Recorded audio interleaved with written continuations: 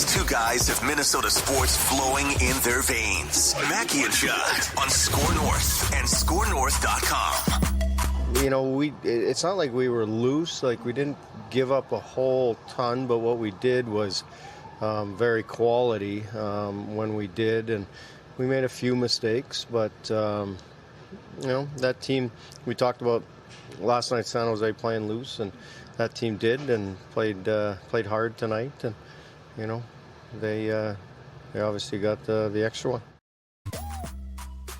Very insightful hockey speak there from Dino. Loose. Was it a police siren in the background? I think that was I thought that for a second. They've got the same thing at the X.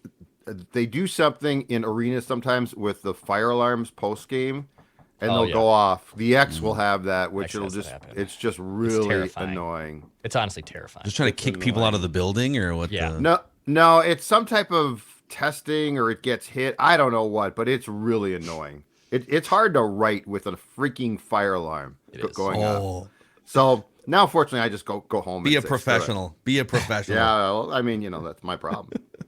Mackey and Judd here on this Monday. Happy Tampering Day, everyone. This is a glorious day on the NFL calendar, and we've kind of decided, as we're recording this before the tampering window opens, so we're gonna talk some wild here to start with, and we got some other NFL thoughts, but we're gonna stockpile anything that may happen. And we just, like, as we hit the microphones on here, Jordan Hicks is back on a restructured contract.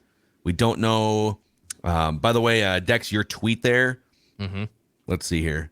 So he's scheduled to make $4.4 million. The cap hit is $6.5 million.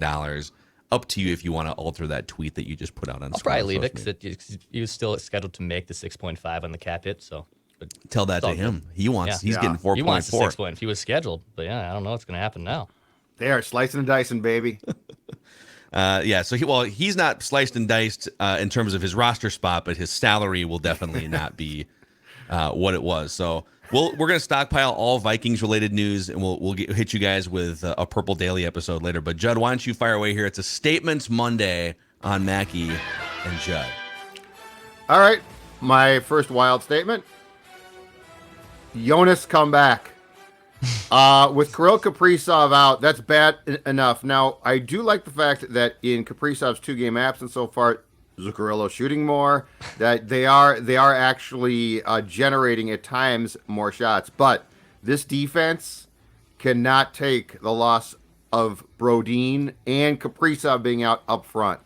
Last night, the game-tying goal by the Yotes that sent the game to OT was one of the most disastrous defensive zone plays I've seen. McBain, who plays for the Coyotes, brought the puck in. I don't know why Goligoski, who plays the left defensive side, switched to the right side, almost like he was supposed to. Like, it looked like he was doing it on purpose. Dumba, who plays the right side, then tried to take the left side and looked completely confused, and Dumba had a bad game. And the breakdown was enormous. When Brodin comes back, which could be as early as this week's game against St. Louis, you're going to have to, in my opinion, play Klingberg and Brodin together, because Klingberg brings you some offensive potential, but he is literally, it is a grenade type situation in your own zone with him. He is every time they knew that going in, right? Like well, right, but this was an eyes wide open trade. That's exactly right. But Brodin can make up for that. Brodin can make up for that. And he's like me playing NHL 95 on Super Nintendo, where I just take offsides off and I'm just gonna hang out over here. If they score, whatever, we're gonna try and cherry pick. There was one play in, I think it was first period last night, where Klingberg's defensive partner John Merrill passed him the puck. He blew a tire, and it literally looked like it was a grenade. He fell down, the puck exploded, went right to a Coyotes player. But anyway, I blame the skate sharpener guy. Brodin playing with Klingberg is going to fix a lot of the problems that are presented, and most importantly, it should get Goligoski out of the lineup, which is absolutely imperative. You can't need to play the style the Wild's going to play without Kaprizov and give up bad goals. You have to play incredibly responsibly and incredibly smart, and the puck cannot become a hot potato. Jonas Brodin will fix that to a large degree. Bring back Brodin. What is your level of, after watching 2 games without Kaprizov here, as they try to weather this storm? So where are you at on the panic meter? Are you If Kaprizov isn't back at, let's say, 85% or more for the playoffs, they're done. They're absolutely cooked. My panic that they're going to miss the playoffs is incredibly low. But, I mean, you can see the problems. And, God bless Dean. Part of his job is doing post-game press conferences. But he had to be livid by what he saw last night. Like, that's a try-hard Coyotes team because players actually care. But as far as that loss of a point goes, it's a brutal loss of a point. Like, that's the exact... Because you caused it yourself. So, but my panic in the playoffs is very high. My playoff panic as far as will they make it is very low. So I don't know. It sounds like you don't need to hear this. I'm pleasantly surprised by that. But for whoever does need to hear this, my first statement is for the doom and gloomers out there, the oh my God, Kaprizov, my statement is calm down. Calm down. They've scored 9 goals in 2 games without Kaprizov. They've continued extending their that's a month-long point streak now. Yep. 4 weeks. They've had a point streak that's gone back to like Valentine's Day, basically. And they are currently, and you said your panic level is low for missing the playoffs. They are 11 points clear of the teams that are knocking on the outside trying to get in. So you'd have to have a crazy collapse here. They also have, and I get that it's not a guarantee because you could have said this about the Coyotes. They're not a good team, and they beat you in overtime. But yes, you play Boston. Yes, you play New Jersey and some tough teams. But in the next 10 days, you also play St. Louis, Chicago, Philadelphia, all teams that are sort of bottom 7, bottom 8 teams in the NHL. So you have winnable games on your schedule the next 10, 12 days. And might I suggest, Kirill, maybe not 100% when he comes back, but he'll be well rested. He gets to kind of kick back. LeBron James doing the same thing right now for the Lakers. If they can just sneak in, he's going to be all fresh as a daisy when the NBA playoffs start. Kirill played 81 games last year and playoffs, carried this franchise. He's been carrying the franchise even more this year because Fiala's not there to, score 30 goals. So he's been carrying this franchise for the last 2 years, playing every single night at a high level. Maybe this winds up being a blessing in disguise if they can just get in. Some other guys can find their footing and their roles, and now you plop one of the best players in the league back on top of it. Bada bing. If Kirill was older or ever showed being tired, I would agree. Everyone could use a nap. This is lower body though. Yeah. He's going to come back. It's a groin or something. It's very, very tough. I think. I saw our guy Kenny Olson from the Garage Logic podcast. He says he literally tweeted this from the MSP Traffic account over the weekend. His sources are telling him hamstring. He said, "Do with that what you will." So if you believe our guy Kenny Olson from Garage Logic. Breaking news. Joe Smith and Michael Russo getting the scoop there. Exactly. Let's go, Kenny. Right. Yeah, do your job, Russo. Yeah. Come on now. My statement, I'm going to ride a little bit with Phil saying, it's take the points. Take the points here. So you lost your superstar player to a knee injury, and hopefully he is able to come back here in 3 to 4 weeks. Philip Gustafson finally looked human last night, and that's a Coyotes team that Judd said the try-hard Coyotes team. It's not a good Coyotes team. You were still able to score some goals without Kirill. Take these points right here. They've distanced themselves enough from the bottom feeders in the Western Conference. They're almost going to be a lock essentially now for a playoff spot. How well they look and how healthy they are come playoff time. Mostly Kirill Kaprizov hinders a lot on how far they want to go in the playoffs. But right now, take the points. 12 straight games with the points, dude. That is very good, good place to be in. So I would say just take the points, ride this out. It's all good. Yeah. Yeah, this Boston game, what's the schedule here? Is it they have a bunch of East Coast teams, right? Boston's they have Washington on Saturday here. I think they play Boston, and then is it Washington Saturday, Sunday at the X in the afternoon? Then they get St. Louis coming up this week. The Devils. Yeah, those are tough games. Those are tough games. The thing about this is it is so crystal clear how this team has to play that's the thing. If they play the way that they are supposed to and have to play, they will win games still without Kaprizov. And if they don't, they just won't. The one good thing about Kaprizov being out is certain people have realized they have to shoot. I love seeing Zuccarello your looks angry good tweets. again. You'll just like single players out on Twitter when they Yeah. start Get to it. when they start to like. Do what I was told. What You're like, what they're supposed to do. stop playing like you have skill, comma, insert player. Yes. Yeah, you don't have enough skill. But here's the thing is, Hey, Frederick Zuccarello, Gaudreau. Declan Stop will, acting like you're good at hockey, guy. Just settle Declan down. will agree with this. Zuccarello does have skill, but he doesn't use it correctly. Like when That it's is accurate. like it's like he and Kaprizov are high school classmates, and he's always trying to suck up to the cool kid. It's like, no, dude, you're cool too. Show you're cool. but in a different way. In a different way. With Well, your dude, long but- You got stick your that own- you don't you don't use have to to- shoot. You don't have to wear matching clothes every day to school, right? Yeah, You just can- shoot the damn puck, and he has, and that's good. I'm actually more concerned right now about the defensive end. Like, because if they play the right way defensively, and once Brodin gets back, I think they're okay. You know what's funny? For now. They've allowed the same number of goals as Dallas this season, but Dallas has averaged like a half goal more per game. Yeah. And even some of these Eastern Conference teams, like the Wild, are kind of right there with New Jersey in terms of goals allowed, right there with Carolina. It's like they're like 10 out from Carolina. But all these other teams have 40, 50 more goals. Well, Boston has a 103 goal Yeah. differential It's absurd. with a month left in the season. Boston's nuts. They've lost 10 games in regulation all freaking year. Just Yeah. absurd. And they've already clinched. Have they clinched the division or just a playoff spot? I think they just clinched a playoff spot on Saturday. They're getting close to clinching the division though, Yeah. with like a month Dude, ago. their season is off the charts. And there were some who expected they might miss the playoffs. That's the incredible thing. They weren't expected to be I think they were going to be competitive, but nobody saw this. Now, I will say it'll be very intriguing, and they are a veteran team, so I do like them. But this is a classic setup for a fall in the playoffs.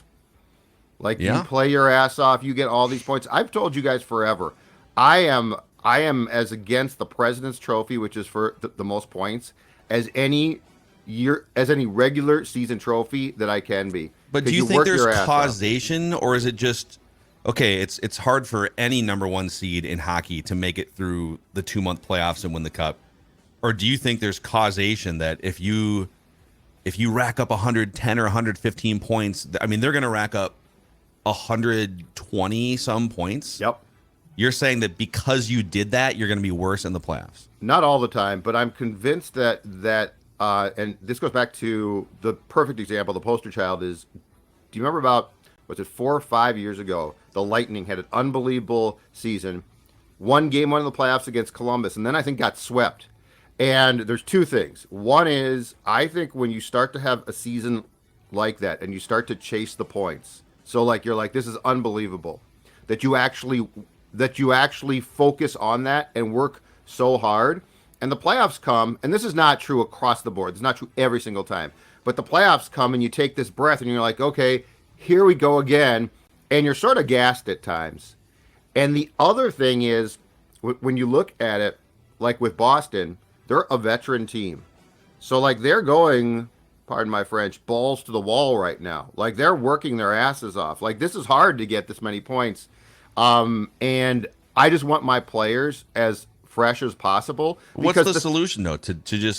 Well, is it to rest players, or is it for players to Tampa not try hard in games? Like, what are you suggesting? Tampa got smart. They took their foot off the gas pedal because they knew that they were good. And they said, okay, from now on, we're going to make the playoffs because we're really damn good. But we're not going to focus. We're not going to put a premium on how many regular season wins can we get. And the other thing that they did that was smart is they went from being a little bit more back then of a finesse team, which can win during the regular season, and said, screw it. We're going to go out and get some, and it's not fighters, but it's guys that can go in the corners. It's guys that can check. So, and I think Boston's fine there. I like their roster. I'm just saying, I've seen this before, and when you have guys like Patrice Bergeron, who's an old man, working their asses off to get points, I'm not a huge fan of that. The last 9 President Trophy winners have not advanced past the second round of the NHL playoffs. So maybe, so that's telling. It'd be one thing if, okay, because I would bet you if you looked at historically, even just if you looked at the 1 seed in both conferences. It's not like football where, all right, you get a bye in the first round and then you play one home game and the next round one home game, and it's likely that you're going to be winning or playing in the Super Bowl. In the NHL, you still have to run a gauntlet of hot goalies and the game changes. But, so you're saying you'd rather be the, let's see here. You'd rather be the New York Islanders, who are kind of just chilling there. No, with an I don't 8 like seed. them that much. No, thank you. No, thank you. But I would rather be a veteran team that's like, you know what, we're going to make the playoffs. Okay. And then once we do, now we're going to kick some booty. All right, back to Judd here. Whoops, that is the. Oh. We will do that at some point. But Oh boy, I just got excited. that is the wrong. I no, mean, there- this. Actually, all right. If I could, since I hit that sounder, we're not going to do a mock till after statements. But Yep. my next statement actually kind of falls in line. Here it is.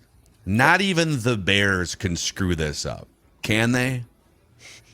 So Yep. after fleecing the Panthers, and here's how you know you got fleeced if you're the Panthers, and how desperate they are as a franchise. And I can applaud their aggressiveness, knowing that if they sit in that 9 spot, they're probably not going to be able to draft. If they do get a quarterback, it'll be just like the 4th guy. They won't have any control over who their quarterback is.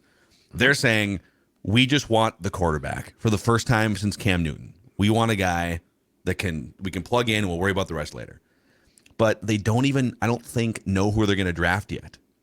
According to people that are plugged into the NFL scene, and even according to, I think Frank Reich did an interview, and they're basically saying we now have a month to figure out which quarterback we're going to draft, which tells you there isn't an Andrew Luck or a John Elway or, pick your star quarterback. There's not a Trevor Lawrence sitting at the top.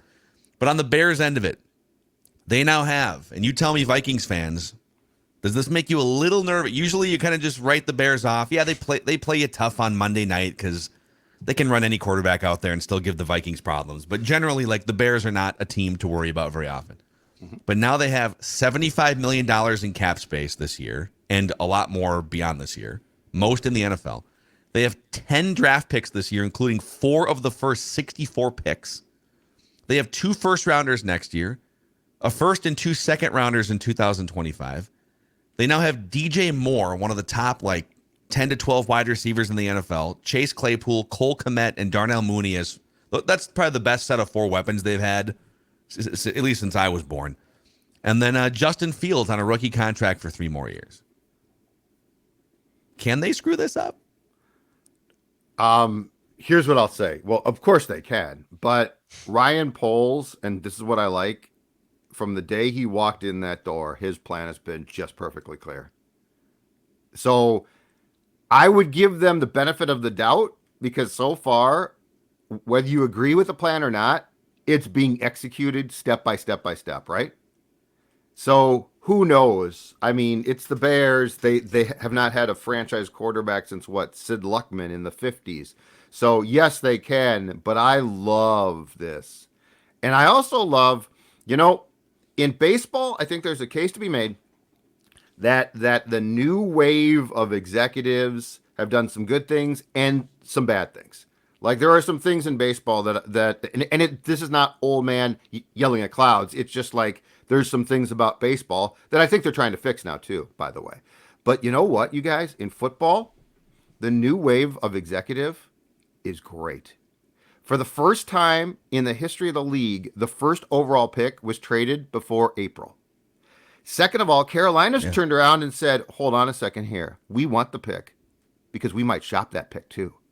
That's the interesting thing. If they were to move back or something. And look at the trades we now get. I mean, how much more fun is this league as far from a standpoint of March goes? And it was always fun, but from the time that we started doing the old show, I felt like we had activity and but the outside the box thinking now and sort of what the hell is that? But it's awesome. Yeah. I don't feel like that really existed much. And now it's the norm. And as a fan, I love it. Yes, it feels like just a more innovative, aggressive group of GMs that's come in here. The guys who were in their early 40s, both guys that the Vikings interviewed as finalists, right? Ryan Poles, Kwesi. And you've got quarterbacks, some of the best quarterbacks in the NFL, the Lamar Jacksons. And Kirk Cousins was kind of the first one that actually went year to year, bet on himself, 5-6 years ago, and said, all right, I'm going to hit free agency. It's very rare that a top 15 quarterback hits free agency because they always just sort of find ways to agree. And Lamar Jackson available, Tom Brady forcing his way out of New England, right? The Aaron Rodgers stuff here. I guess we saw the same thing with Favre. So yeah, once some of the top quarterbacks decided, we're going to try and strong arm these teams into guaranteed contracts, and we're going to be the ones that play hardball, just like NBA players. I don't want to sit here anymore and deal with a bunch of rookie wide receivers. I want to go where the grass is greener, and I don't think it is greener for Aaron Rodgers, but. That news might come out while we record Mackey and Judd here, by the way, because if he doesn't want to hold franchises hostage like he's been saying, which he clearly does, he already is, but he needs to make a decision. It's 10:25 a.m. Central Time right now. He'd have to make a decision in the next 35 minutes to officially not be holding someone hostage. Otherwise, these teams, like, what do the Jets do if 2 hours from now it's like, oh, is he coming? Is he not? Do we start talking with Garoppolo? So. Anyhow, all right, Dex, back over to you. All right, I'll give you another one. Blooming. My statement is blooming. Marc-Andre Fleury, after a rough little bit of up and down season, has turned his game around over the last 5 games. GAA, that's near one, exactly one this over that stretch. He has a save percentage over 940. He's definitely turning his game back in the right direction after a kind of up and down season with the Wild in his first full year with them. And you need him playing well. I mean, I think Gustafson's probably on track to still be your number one goalie come playoff time, rightfully so. But when you have to rotate these guys, you trust that Marc-Andre Fleury is playing his best hockey. And we talked about this a year ago when he was acquired at the trade deadline. Marc-Andre Fleury has lost his jobs before. Like, he's lost jobs to Rob Leonard. He's lost jobs to Matt Murray. He's lost jobs before in kind of weird situations, and then has still become better from it. He won a Vezina 2 years ago after being benched in Pittsburgh, right? They basically ran him out of town. So this is kind of the perfect guy who can kind of get out of that, which he did, which he has done so far. He's got out of that funk, and now he's playing probably his best hockey of the season. Don't you think, though, if he continues to play his best hockey, don't you think Dean is gonna? They are, yes. I mean, like, the decision is heavily weighted toward if Marc-Andre Fleury is just competent the next month. He's gonna start, right? He's gonna start game 1. This is also a good thing here too, because you basically have 2 guys, and we've talked about this a lot, but Gustafson's been just a huge surprise. He didn't play well last night, but he's had a great year. And you know what? It's not the worst thing in the world to pinball back and forth. It's a long year.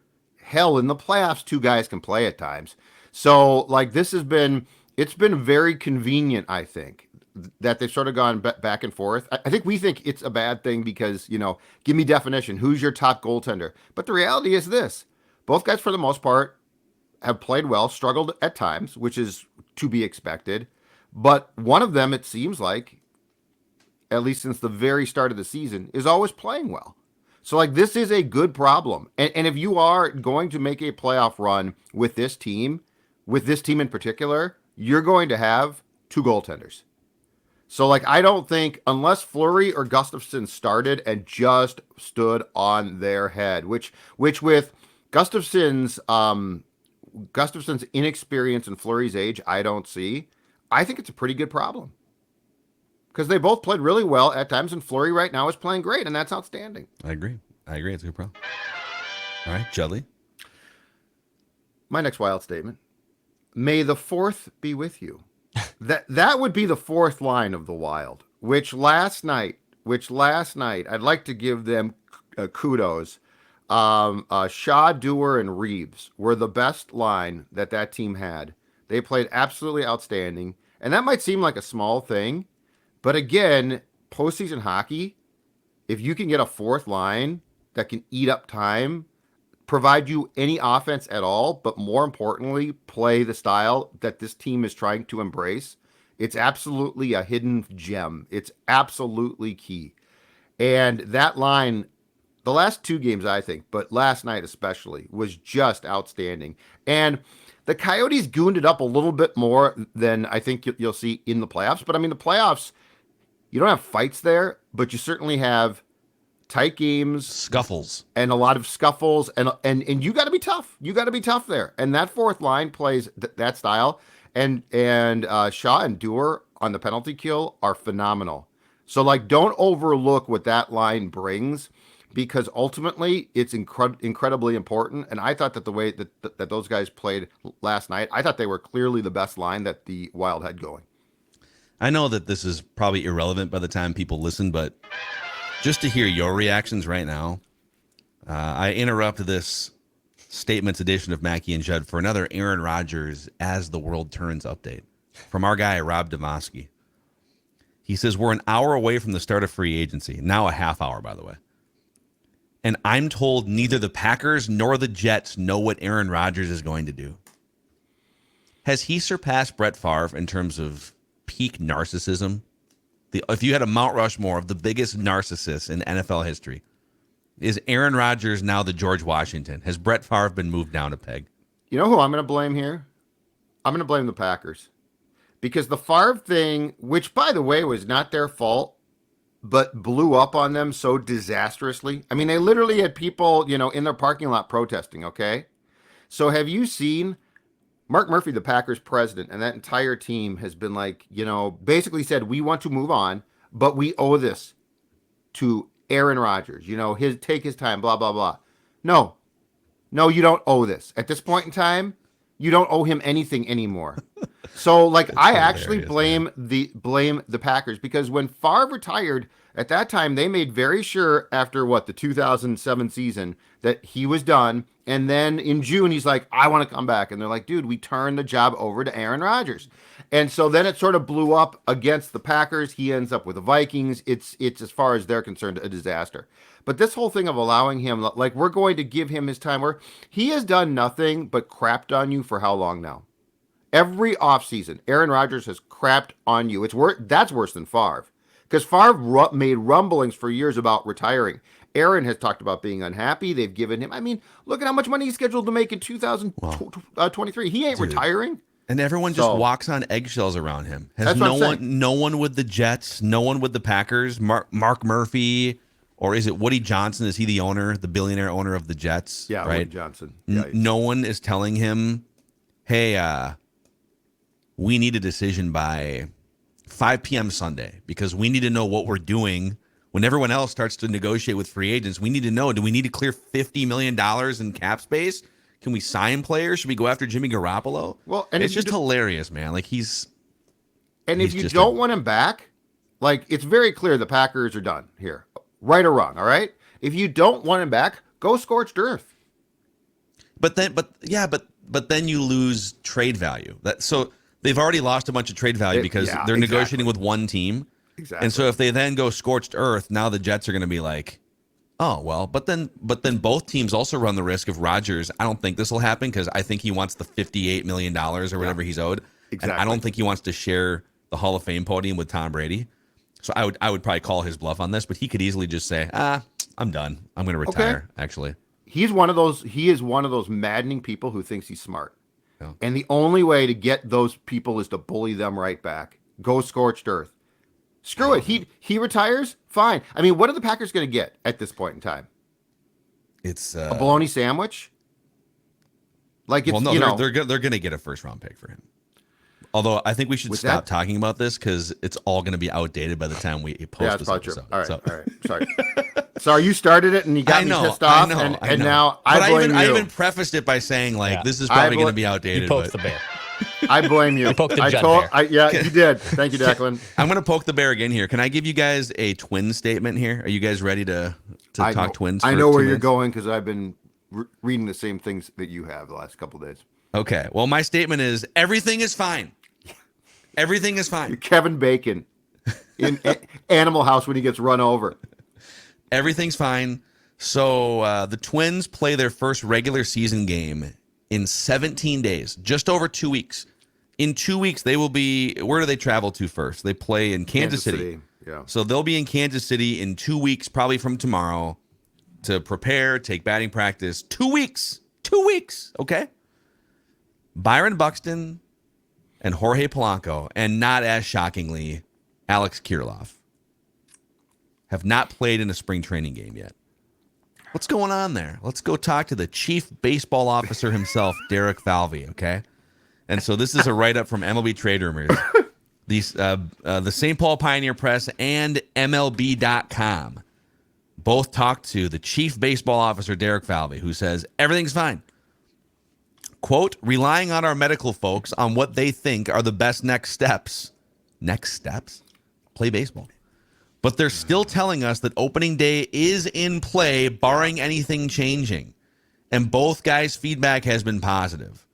So we're going to rely on the medical folks, the brilliant Twins medical folks, by the way, on what they think are the best next steps. Like what next steps would you, if you're fine, if you're ready to go, and there's 2 weeks until the season, the next step would be playing in today's preseason spring training game, right? Why on a Monday morning are you doing this to me?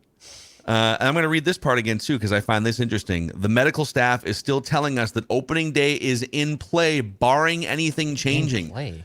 Barring anything changing. They haven't played in a spring training game yet. They haven't played, forget about 9 innings. They haven't played 1 inning of a baseball game yet. They've been at spring training for over a month. Oh, you didn't see the quote? I believe it was Buxton who said, I can do more on the backfield games.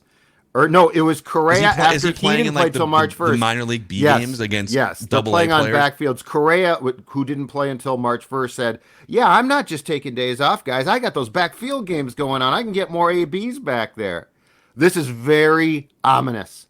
You're facing 19-year-old A-ball pitchers is what you're... Okay. Well, first of all, I would like to say I will believe Kirilloff will play in 2023 when I see it. Because they're basically saying, sound the alarm there. When they say he's not where we would like, and it sounds like he is now declining at times to take live BP. But the Buxton and Polanco thing, I'm with you. Some of those quotes are basically, don't be surprised if these guys don't start the season. Okay, and I'll admit I haven't been paying super close attention to like some of the other injury things in Twin spring training, but so Nick Gordon suffered a high ankle sprain during a Grapefruit League game. Yep. A high ankle sprain. So it was very weird. It was a very weird play. Yes. Sir. And then Jose Miranda also making good progress in his recovery from a sore shoulder. As Falvey said, the infielder has started a throwing program. So don't worry. Derek Falvey has told the assembled media everything's going to be fine for opening days. Coming up next on Chapter 11 Central. Kirilloff, by the way, officially is a little bit behind our schedule. That's what I'm Falvey saying. Said. That's not good. It's kind of a tolerance thing on a daily basis for him. Which means, translation, he feels pain after the basically the last ditch surgery. He said, "Is it being framed this way, or am I just like? Is this just one article that I'm?" No, because Falvey talked to the Star Tribune, the Pioneer Press, and to Doe, and he basically on Kirilloff. This goes right back to what it has been for a while now, which is when he takes live BP and hits pitching, he feels pain. So they're basically, when they say what they're saying, they are essentially saying there's trouble here. Now on Buxton and Polanco, I'm skeptical. I think they're leaving the door open for one of them to probably not start the season, if not both. But I don't know for sure. On Kirilloff, though, sound the damn alarm. That's a really, really bad thing. The Miranda thing is, so he started to throw. This actually stopped him from going to the WBC, which is a great thing. I'm glad about that. But he's been scorching the ball. He's got I think he hit 3 home runs last week. So worst case, he can DH. But yeah, the Buxton. Well, you know what's weird about the Buxton thing too, you guys, is we were told by Rocco last June it's a chronic knee problem. Now they went in there, did surgery, and I'm going to guess cleaned that up. But last time I checked, surgery doesn't fix a chronic problem; it can help it out. Yeah, I think I'm very curious about this one. So is it possible that I'm just spitballing here because the Twins aren't going to be shining a light on their strategy? Could they have decided whenever last year, hey, it's chronic, so his knee's a ticking time bomb. The older he gets, the more games he plays, the more wear and tear. Right. So part of our strategy is, even though there's not a setback or anything, let's just have him play in as few non-meaningful games as possible. So he's only going to play in 5 spring training games, get all of his work in a controlled environment where he can go. What they do on the backfields, by the way, so hey Mackey, stick to football. So I used to be a Twins beat writer for several years. Oh, basketball, I thought. Have not covered basketball, but like to pretend I know But something you do a about Wolves basketball. podcast. Stick to basketball, Mackey. I know nothing about basketball.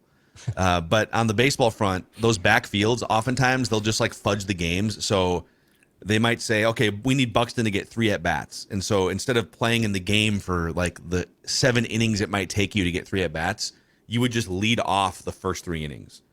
So that would be a way, that's probably what they're trying to do is, all right, let's get him 3 at-bat, and I don't know. And if someone's reported on this, then I'm sorry. No, they haven't. Okay, but you might lead off the first against minor league pitching, lead off the second, lead off the third. They don't allow you to do that in the Grapefruit League games, but it is a way of getting 3 at-bats in without having to stand around the outfield for 2.5, 3 hours. They might just be trying to limit the miles on his tires. Well, and you say, to hold him out of exhibition games, but again, they didn't tell us until June, but their goal last year was 100 games. So who's to say that's not the goal again? I'm not concerned he's not playing. I'm concerned what happens when he plays. So Yeah, I mean, everyone is, I think, right? No, like, but I'm saying like the slow cook thing being the plan, which Doogie did tell us. There was a 1/3 plan. 1/3 he doesn't play. 1/3 he ramps up, and then 1/3 something else. But I'm saying what concerns me is, okay, that's the plan, but you don't know what's going to happen when he actually has to start playing, and that's my concern. Is I don't think that they're being hesitant to play him because he's in some great pain or something, but again, in Kansas City, opening day, he plays. Is it fine? Does it start to bark again? If it's chronic, it'll start to bark at some point. Yeah, well, the fact that it's kind of it seems like a pain tolerance thing for Kirillov's wrist and a pain tolerance thing for Buxton's knees, right? Doesn't exactly inspire you going into the season. All right, I want to hear one good Vegas statement from Declan. Oh. Who, by the way, I can't believe it, dude. You're 30 years old and you have yet to learn the travel hack that you're going to need the rest of your life. You flew in at like 11. You landed at like 10 or 11 p.m. Central Time on a Sunday night and didn't give yourself, of all places, to not give yourself a day to recover from. Yeah. Well, number one, flights were absurd. So, backstory, there was 8 of us on this trip. 3 live here. 1 lives in Seattle. 1 lives in Portland. 1 lives in D.C. 1 lives in Iowa. So it was planes, trains, and automobiles trying to figure out the right flights to get there. Usually getting to Vegas is cheap, airline-wise. This was not the case. So we all were on different flights, different times, leaving out. Even the 3 Minneapolis guys, none of us were on the same flight, going in or out of this place. So I had a blast. I did not come home with $1 necessarily. You've been to Vegas before, right? Nope. First time. This was your first time in Vegas. Mm-hmm. Oh, my had never been. But because that later flight out, which, was, I think we boarded like at 4:30 Vegas time, but, that's 6:30 then Minnesota time.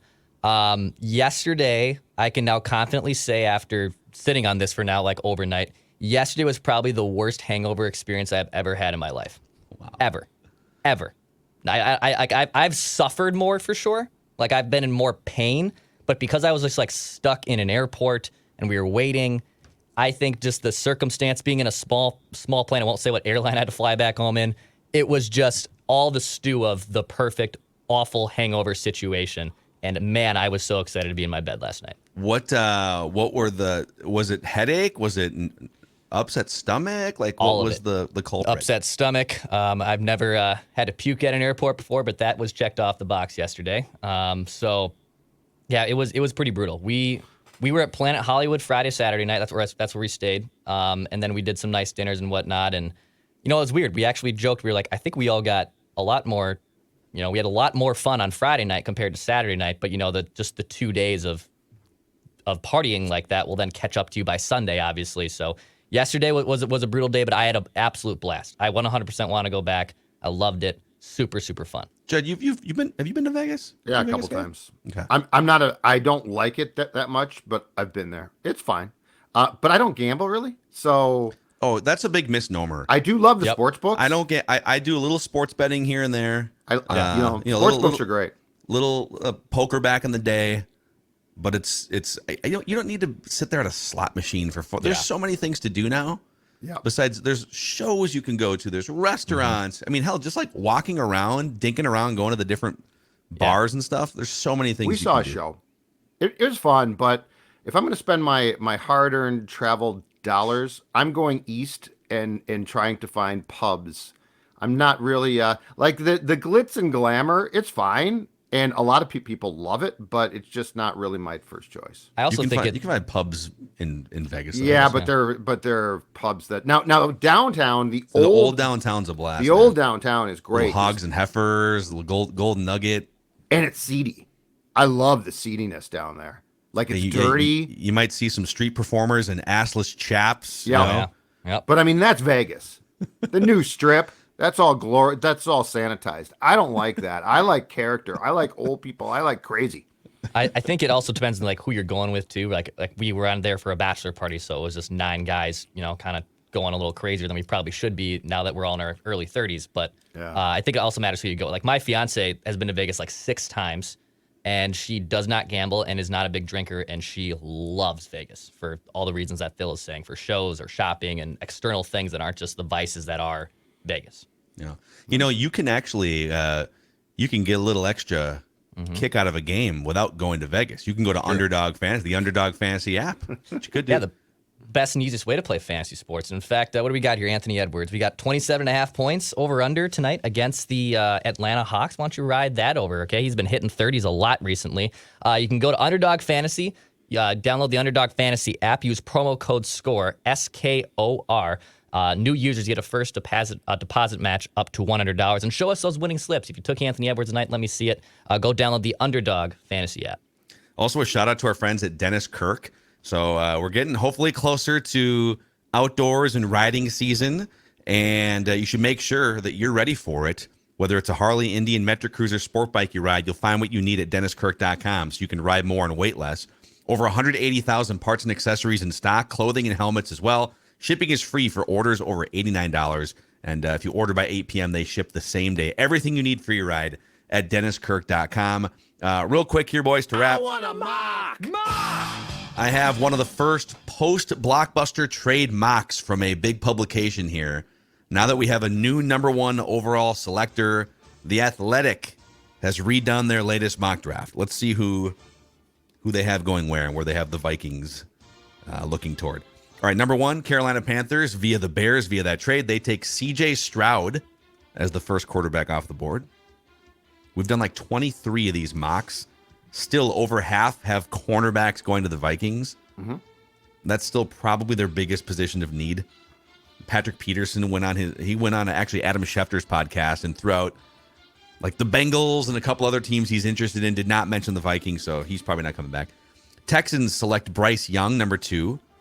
Cardinals select Will Anderson, and then the Ravens move up to 4 and draft Anthony Richardson. Bye-bye, Lamar. Wow. How about that? That'd be nuts. It says, proposed transaction. Colts sign Lamar Jackson. Ravens acquire 2 first-round picks. So that would be the 4th and then wherever the other one is. Interesting. Seahawks, Jalen Carter. Will Levis goes 7 to the Raiders. So there's your 4 quarterbacks on the first 7 picks. Let's keep going down here. Scroll. Oh, wait a second. They only give you the first 10 picks? Are you serious? They're only giving us 10 picks? Is this for real? Mackey just got duped.